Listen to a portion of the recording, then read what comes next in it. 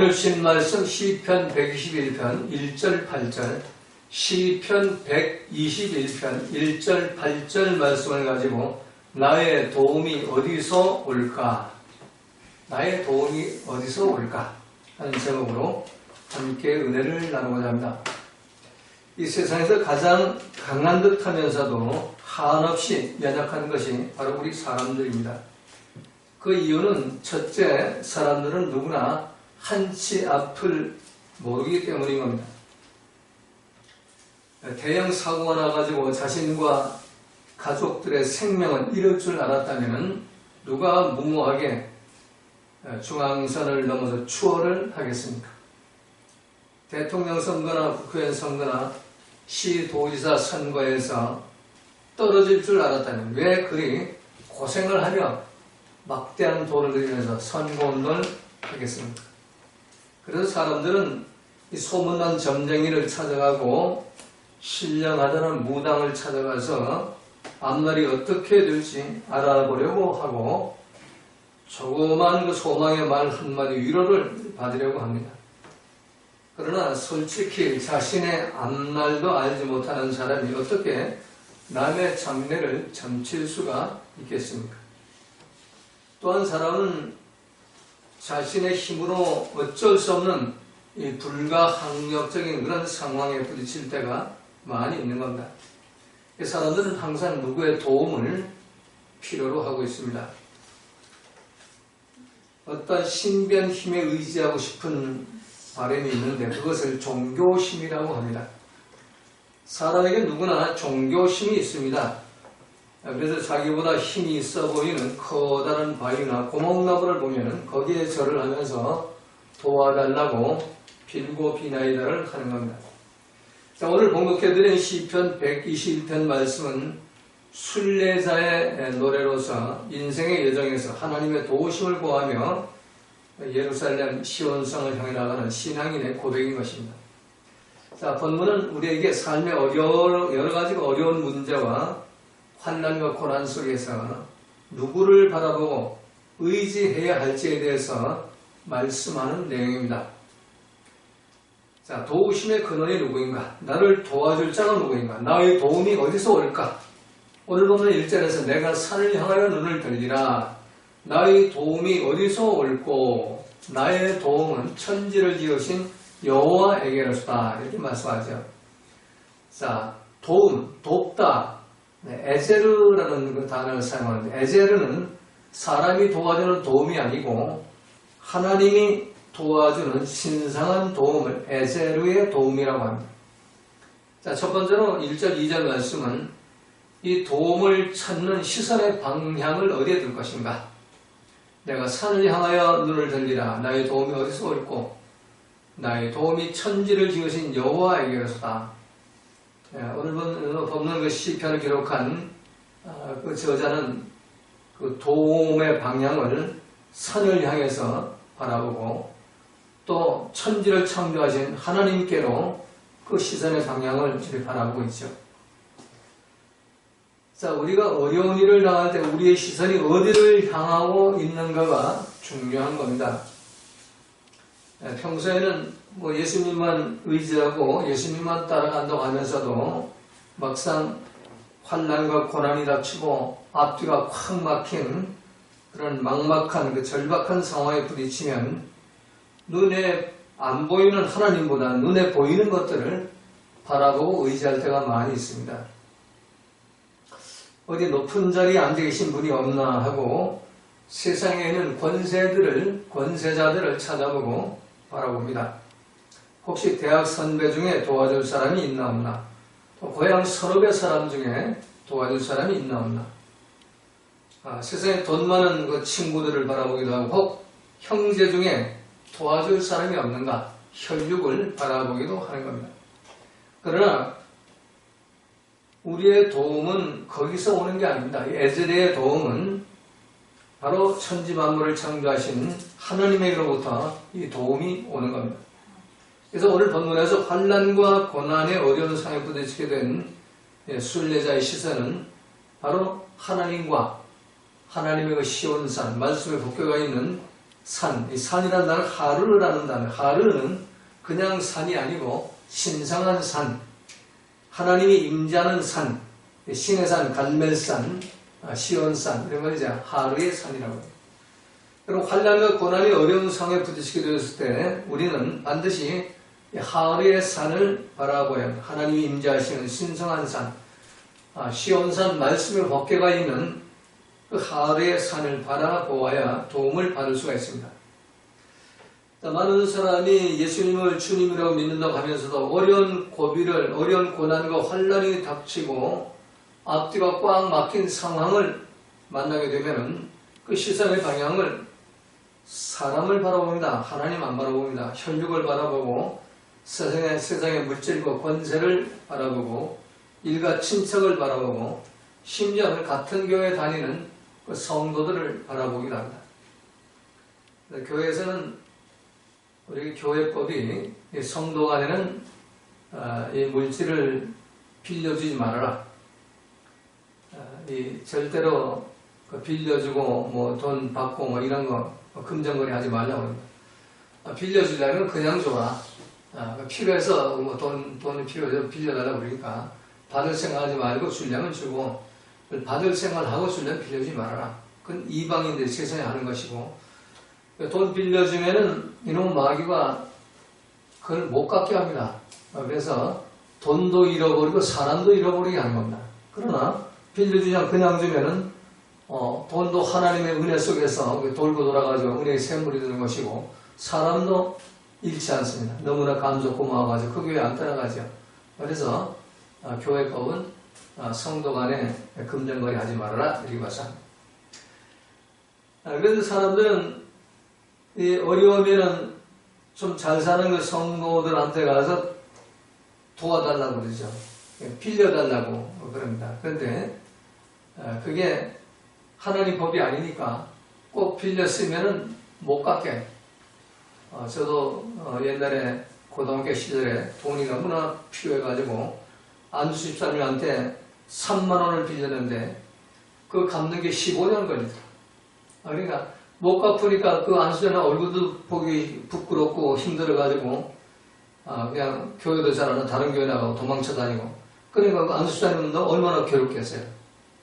15년 만에 신학교 다니면서 알바이트 해가지고 그걸 갚아준 적이 있습니다. 이렇게 우리가 사다리는 못 갚게. 사다리가 갚으려 하면 또 문제가 터지고요. 그래서 이 사람에게 도움을 구하면은 사다리가 들어온다 이런 얘기예요. 거기에 반드시.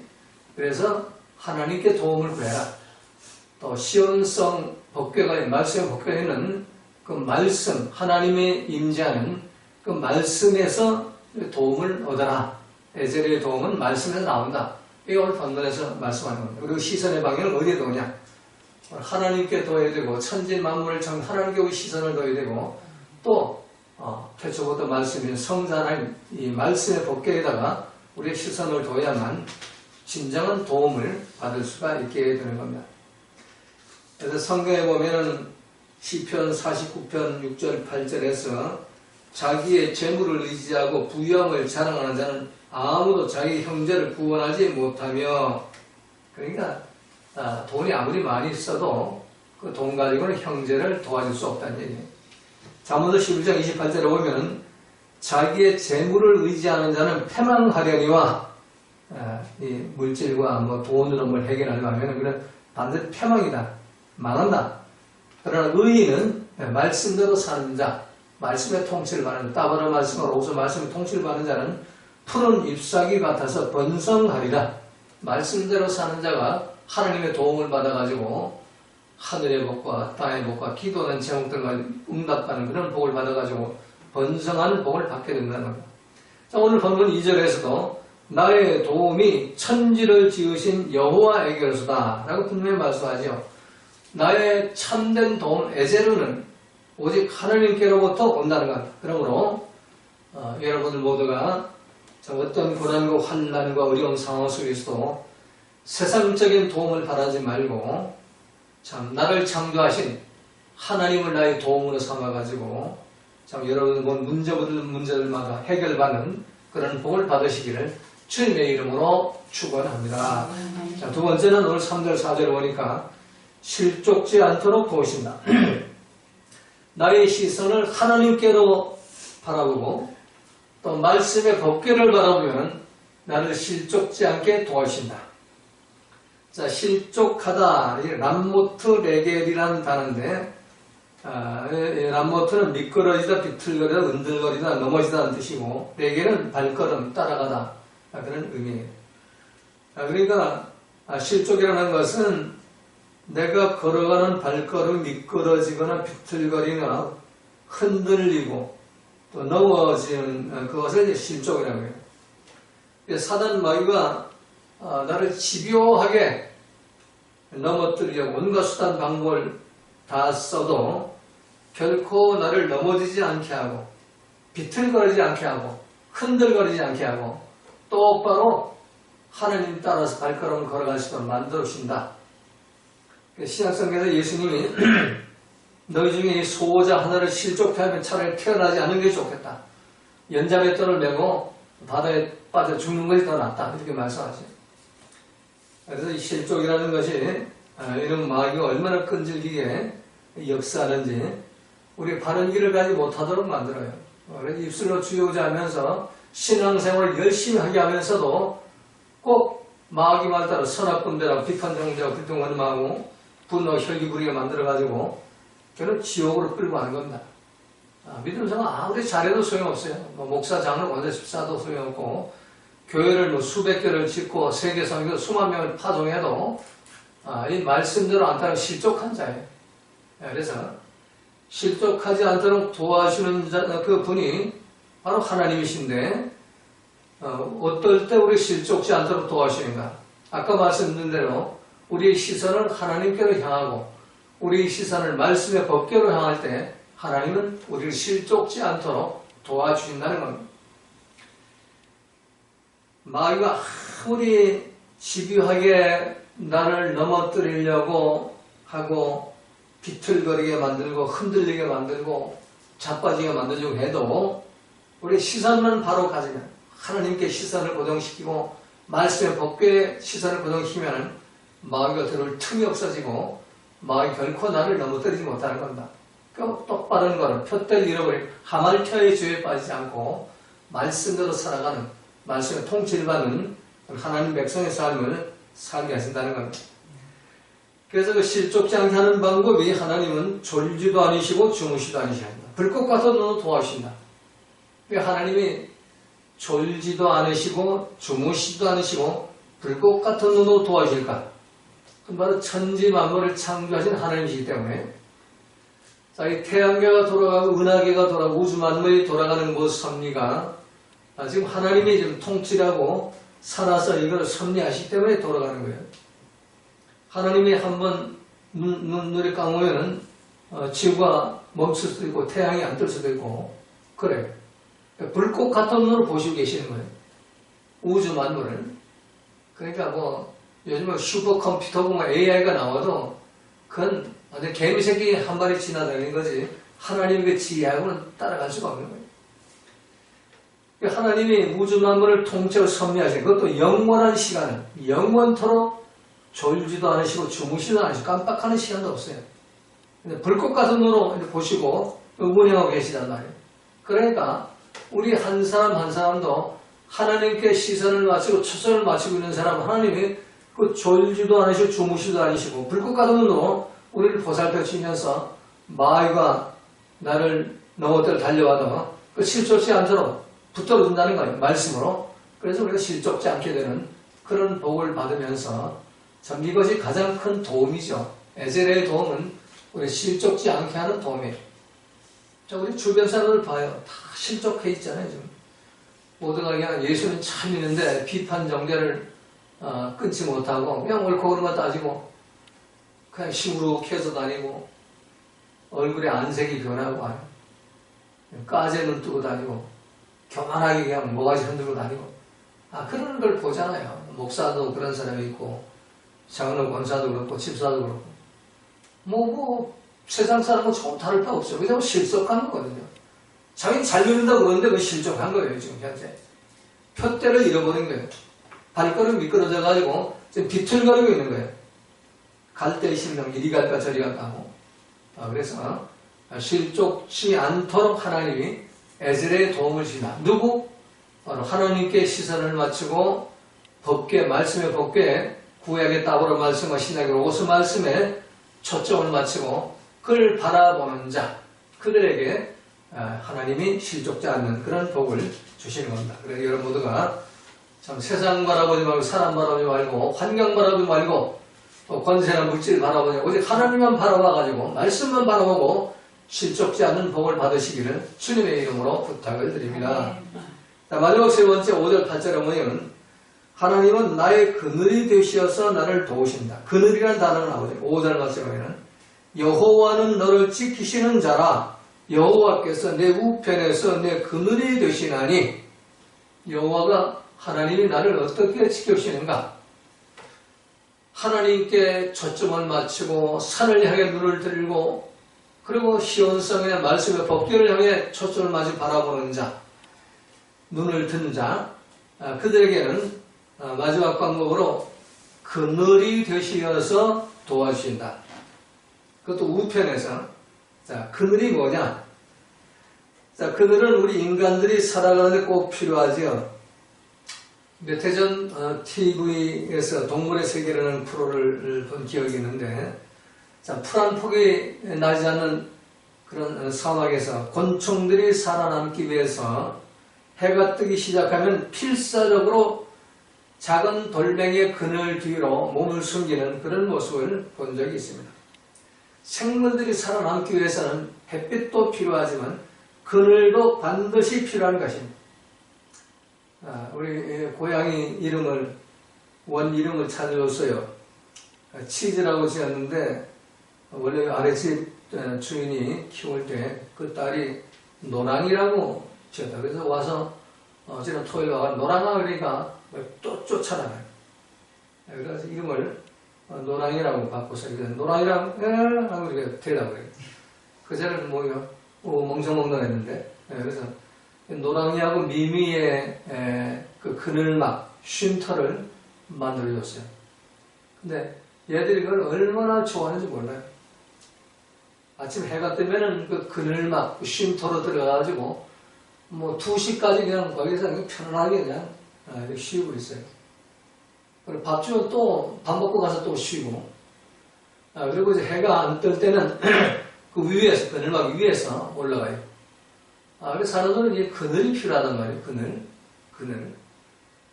그래서 인간들의 영혼과 육신도 그늘이 필요하고, 짐승들도 그늘이 필요하고, 우리 피곤한 인생 속에서 우리 인생을 쉴 만한 그늘이 필요한 겁니다.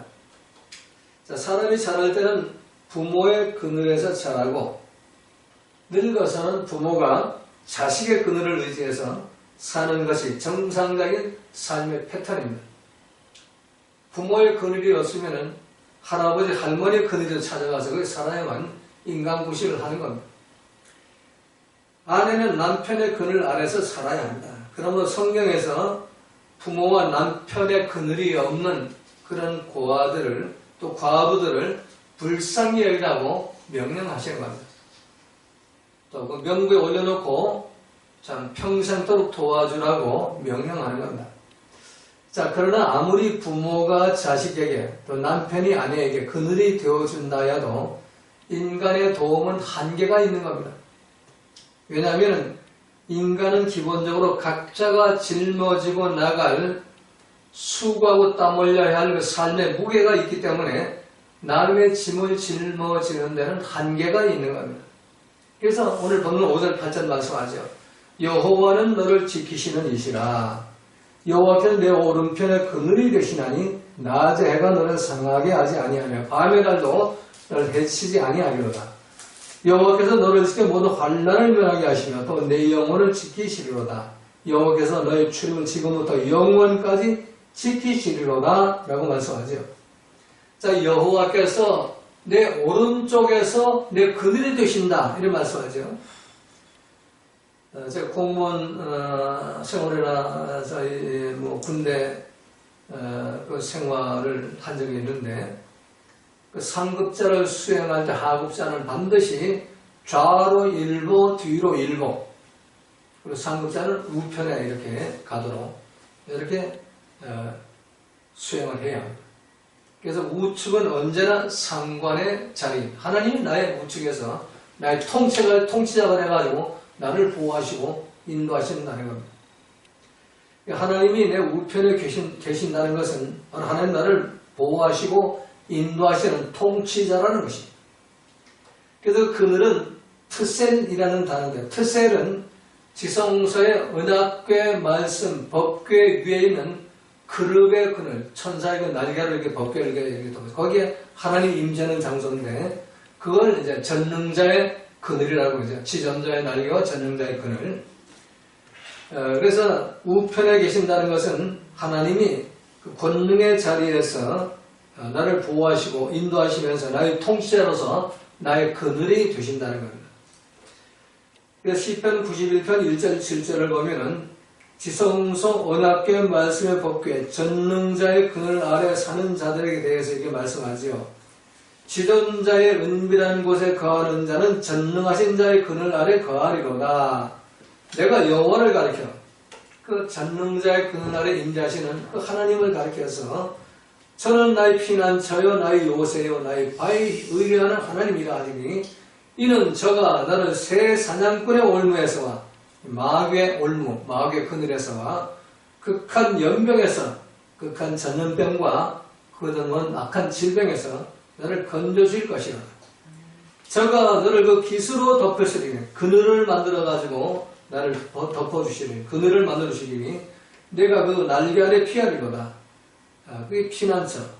하나님의 그 날개, 전능자의 날개가 피난처가 된다는 얘기예요. 그의 진실함은 방패와 손방패가 되나니 그의 말씀 진리는 방패와 손방패가 되나니 너는 밤의 놀램과 낮에 흐르는 살과 밤의 놀램과 낮에 쏘아대는 화살, 사단의 이런 그 작전, 흑암 중에 행하는 연병과 백주에 항팽한 파멸을 두려워 아니하리로다. 왜?